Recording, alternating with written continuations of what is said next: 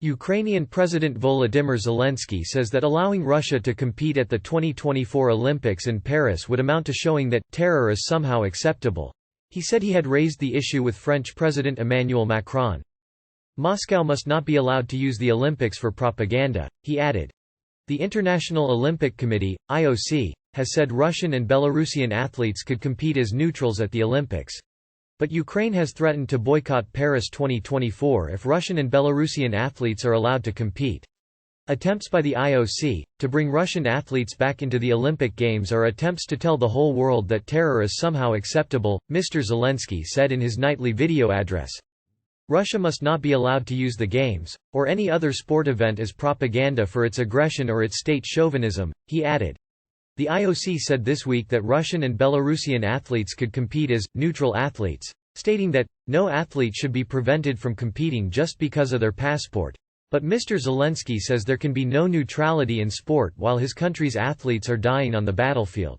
He also drew comparison with the 1936 Olympic Games in Berlin when the Nazis were in power. There was a major Olympic mistake, he said. The Olympic movement and terrorist states definitely should not cross paths. The UK government has also condemned the plan to allow athletes to compete neutrally as a world away from the reality of war. Mr. Zelensky's comments came as Russian forces continued to bombard the Ukrainian region of Kherson into the night, after a day of attacks which left at least 3 people dead. 6 others were wounded, 2 of them when a hospital was hit, local officials say.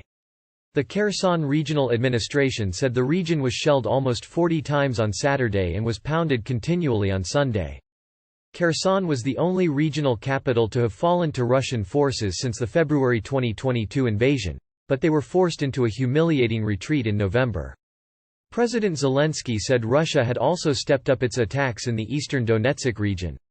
He said his forces needed new weapons to confront a very tough situation of constant attacks.